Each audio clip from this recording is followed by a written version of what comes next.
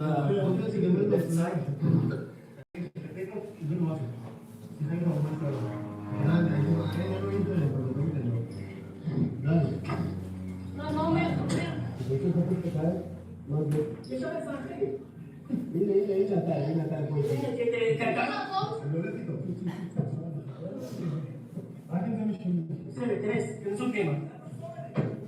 Another driver, his name is Ashana Solim. I also make with him a few rescues. When we saw that one car in front of us, we get out of the car, I escorted him, guard him, and he find another car, Jeep Kaya black car, as you can see over here. Here, he gave us information about terrorists running after teenage from Nova. Luckily, we were only 2 terrorists, so we put them down. We tried to take weapons, but it was not possible. Because if we get out of the car and try to get to the weapons of the terrorists, probably we will be dead. We managed to rescue a teenage. Afternoon, in 12:30, I had a teenage, she was badly wounded, so the greenhouse was not an option. So I take her to the police station of Ofokim. Gladly, the terrorists in Ofokim they didn't manage to take down the police station. And I get to there, gladly she survived. I am looking for M16, something you have to fight. I didn't find anything because the policemen used everything, even evidence they capture from criminals, they used against terrorists. So I grabbed 5 boxes of 9mm, put on me, charge a little bit the phone, and go out to see where is Gobert, to take him with me. And another colleague told me that he has gone with a special Magav tactical unit. So I get inside the car alone and drive back. And believe me, the road that was empty in the morning, afternoon, when I came back from that same road, it was full of bodies. On the right side of the road, on the left side of the road, parts of bodies, inside cars, outside cars. 210.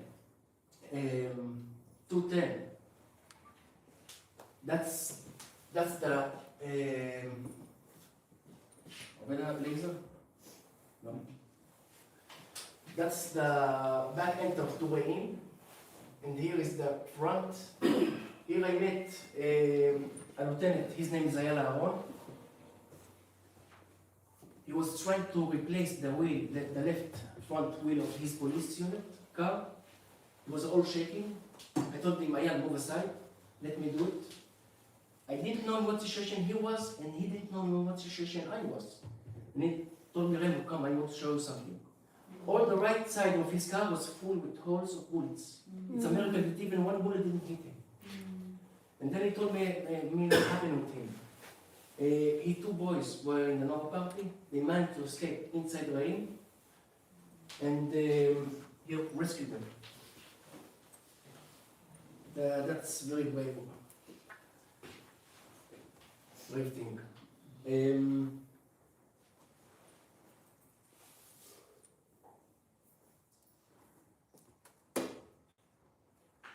As you can see, that's the area where we were defending in the morning.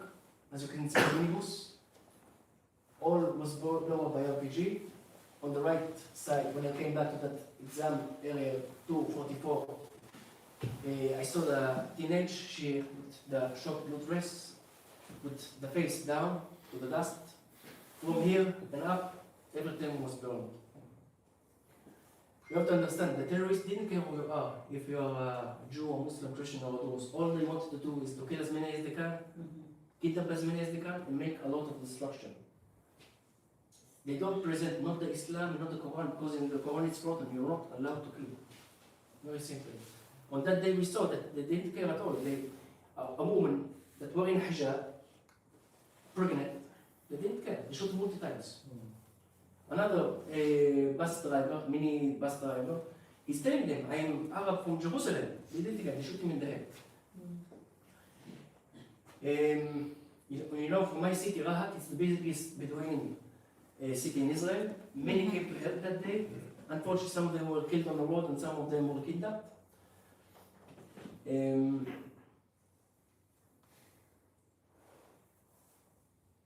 Something a little bit positive about that day, that it doesn't matter, everyone were together, shoulder to shoulder. Doesn't matter if you are a Jew, Muslim, Christian, or those. Everyone were as one unit, one team, one group, one family against that pure terror. If you have any questions, you can ask.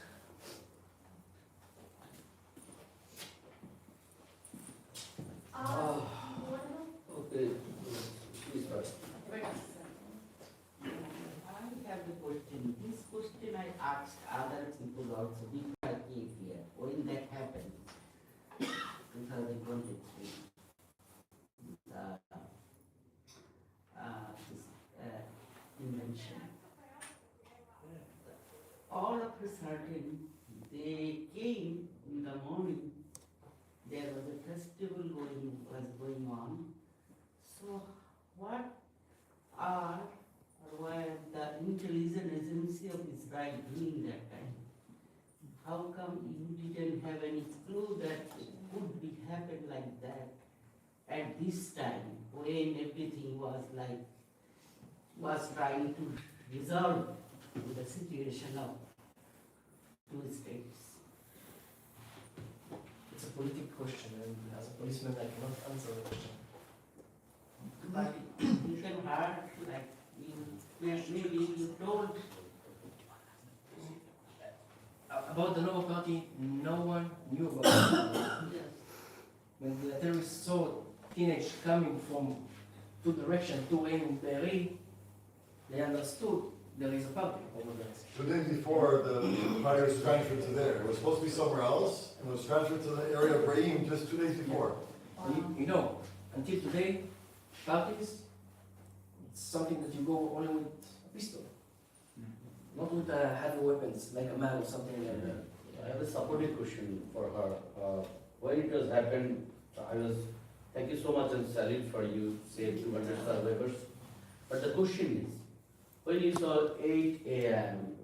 and 11 a.m. in between, and 11 a.m. you realized that you need M16, you need some heavy weapons to protect them. In between, whatever you contacted control room, you need help. So what kind of support you for your team and the heavy support or idea for the... It was a chaos day. The front line of the IDF was vanished, unfortunately. So they didn't know what's going on, and even everyone that came to help us, unfortunately, are not with us anymore because the main roads were full with terrorists. Some of them go to sensitive locations, like a little hill, and with a map, everyone that came, they took it down. We're going to do a whole nother tour if some of your questions might be answered. So if you guys have a question, that's awesome. We'll save them. Maybe they'll get answered as we keep going. I want to thank Remo so much for coming. I hope it was meaningful for you guys to meet him. Let's take a 1-minute break for anybody who needs to step out for a moment. We're going to reset the room, and then we'll start our museum tour.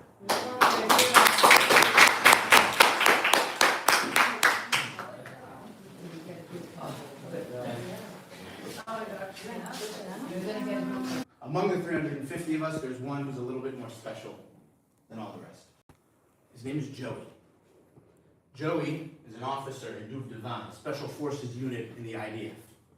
Now, we don't touch our cell phones on the Sabbath, but on that morning, he got a phone call. He answered his phone, and his face turns white. He understands what's happening.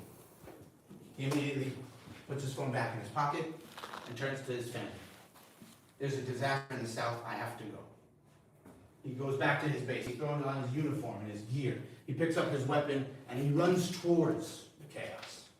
He arrives down here in a town not far, Kfar Aza, 10 minutes from here. Kfar Aza is a gorgeous town. There's swimming pools and trees and grandparents playing with their grandkids early in the morning. Truly a wonderful place. But not on October 7th, 2023. It's on fire. Joey knows what he has to do. He runs into the fire. He saves lives and comes back out. He goes in again and again, eliminating terrorists and saving hundreds of people. 5 different times He pulls people out and goes back in. And on the 5th time, he finds himself alone. At the back gate, with the young newlywed community behind him. 20 terrorists approaching his position. He only has 20 bullets left. And he knows what has to be done. He attacks. He manages to scare off the terrorists and save the lives of the people behind him, but he falls in the battle. I'll share this story not because it's unique. In fact, it's not unique at all. Hundreds, if not thousands of people gave their lives in heroic final moments to save others. I share this story because it's why I am here, why this center exists. Joey left us a sentence. This is it in Hebrew. Kama koach yesh lanu. How much power and strength do we have as a nation, as individuals? What we're going to learn in the center is how much power a story can have. An individual story, a personal one, and a national one. Every great story, I want you guys to remember this, every great story has a beginning, a middle, and an end. We're now going back to the very beginning. October 7th, 2023, at 6:28 in the morning. It was a gorgeous day. I remember it like it was yesterday. The birds were chirping, the sun was out, quiet, holiday morning. People were playing in their living rooms, a cup of coffee in the kitchen or on the porch. Some people were out for a morning jog or swim. And then came 6:29. All of that changed forever.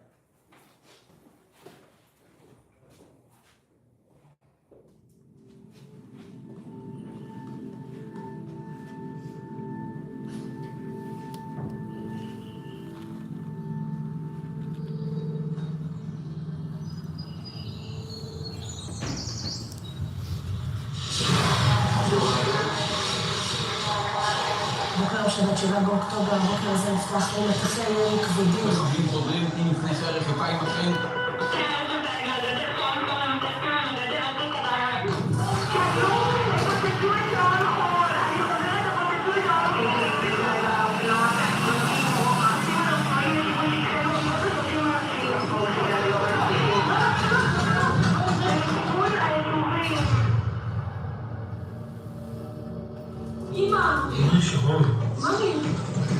בעלי חמושים בטנדר, יורים בתוך סדרות.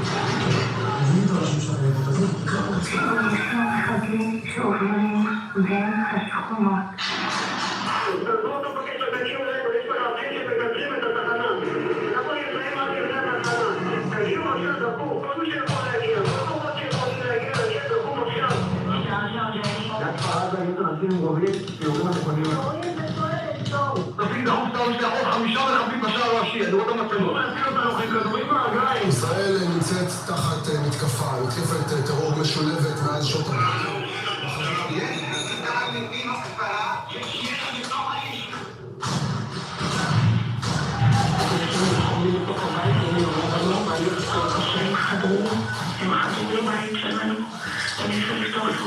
רבות עם מחבלים שהשתלטו על מספר בתים. מחבלים פרקים על הבתים והורגים אותם, ותופסים עליהם את הבתים, ואף אחד לא בא. אנחנו מדברים על מסעות רצח והרג של המחבלים של החמאס. אתה אומר? אנחנו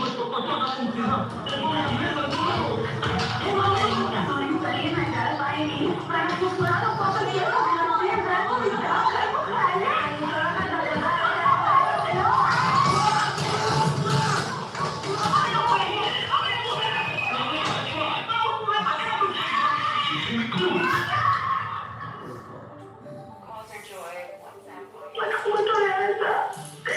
ראיתי את התמונה של אבא שלך ברצועה כזו. את בטוחה?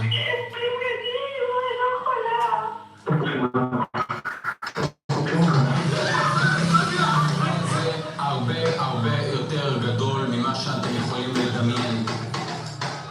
תמונות קשות שמגיעות מתוך רצועת עזה של נפגעים ישראלים שנגררו לתוכה.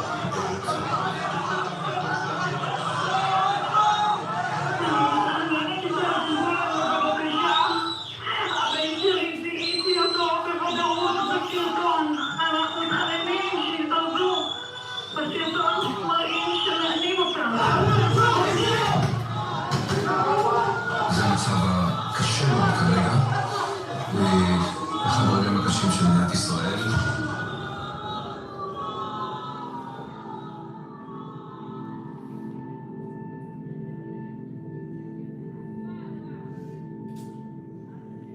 ועכשיו מדברת לי, אנחנו ילדים, אבל זה בגלל שההורים שלנו שתיהם מתו.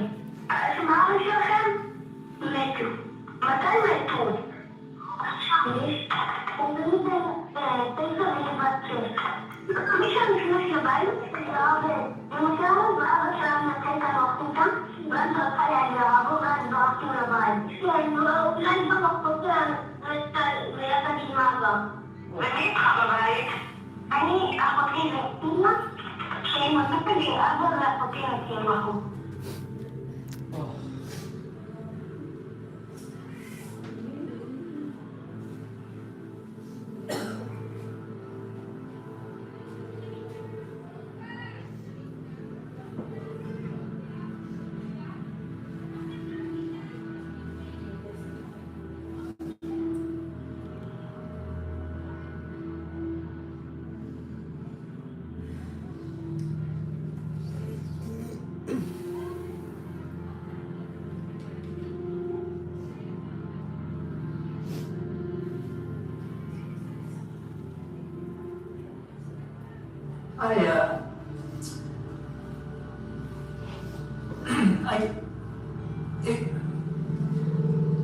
Sorry.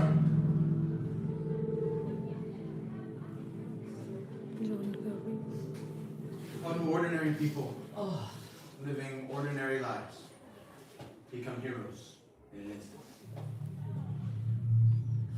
How do intimate, personal moments and stories become national and historic ones in just one day?